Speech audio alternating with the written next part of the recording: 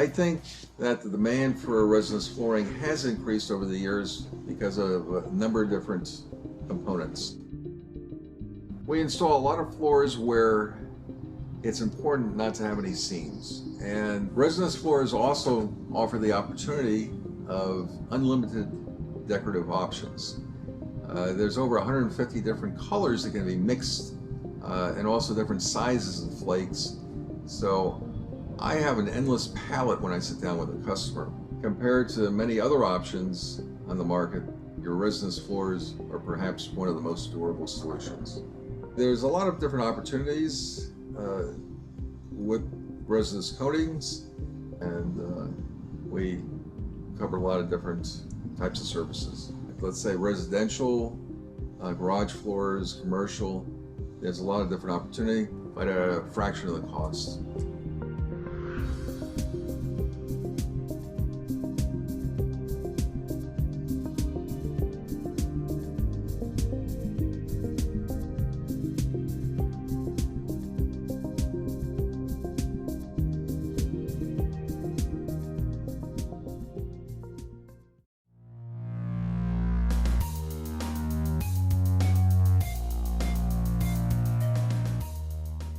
So surface prep is without a doubt one of the most important aspects of installing a resinous floor. And whether it's wood over ceramic tile or concrete, the prep is the key. On concrete, we have a number of different options. One is shot blasting, the other is diamond grinding.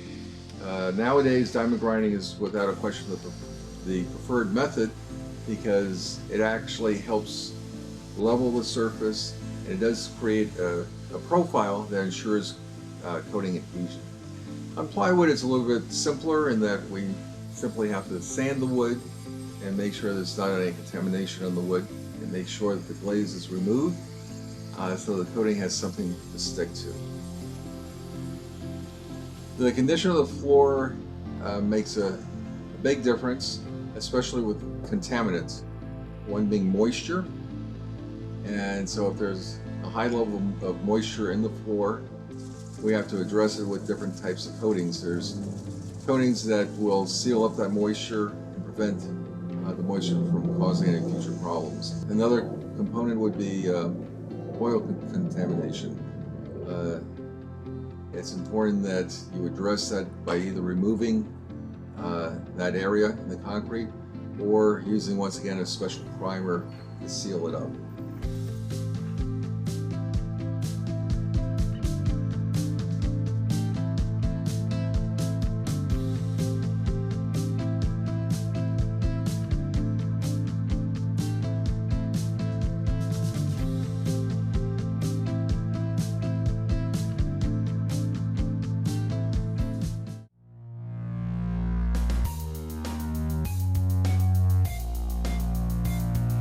So once the floor prep has been completed, we will then prime the floor. The primer typically has properties of tremendous adhesion, and also it basically seals up the concrete or other surface to prevent any outgassing. So typically, let's say an epoxy or a methyl methacrylate system, we install the primer, allow that to cure. That can take anywhere from 30 minutes to a day, depending on what type of resin you're using. We then inspect the floor for what's called a bug hole or cracks in the concrete. There's also joints that can be filled. And the purpose of that is to create a seamless floor. We don't want any indents or areas where water or dirt can settle. Depending on the resin, once again, whether it's an epoxy or a methyl methacrylate, we'll mix part of the body coat with a fine silica powder and create a paste. And that allows us to go ahead and fill those cracks and keep the whole system consistent with similar materials.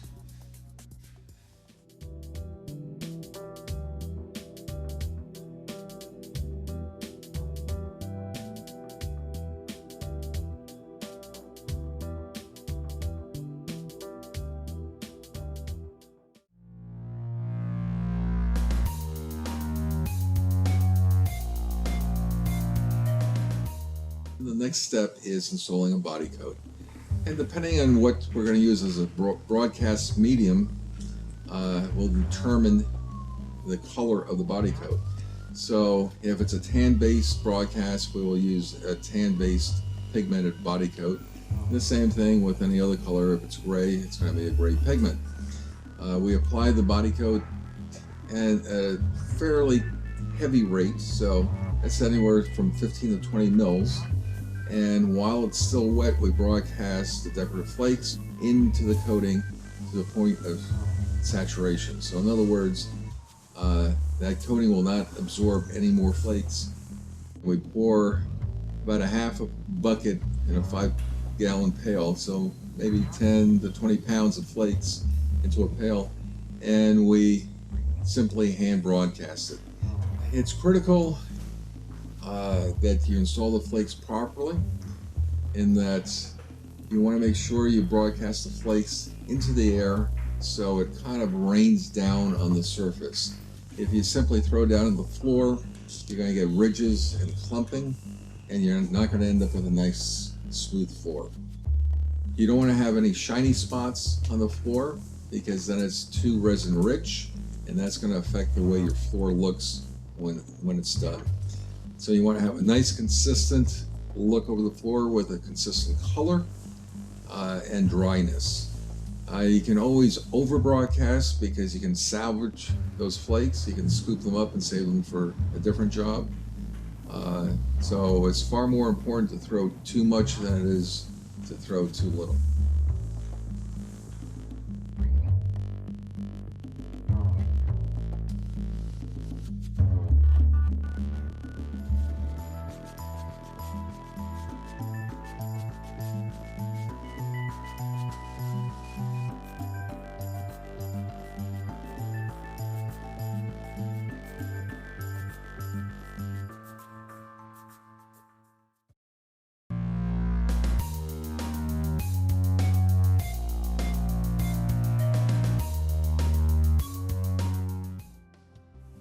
Once the flakes have been applied and the resin has cured, we need to clean up the excess flakes. And there's a couple different ways we can do that.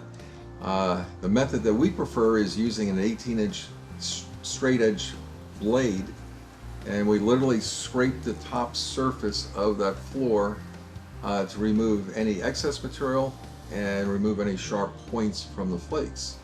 If that customer wants more texture, we will scrape the floor less. If we have a customer that really wants a smooth floor, it will be a little bit more aggressive. We then vacuum the floor to get rid of the dust and the excess flakes.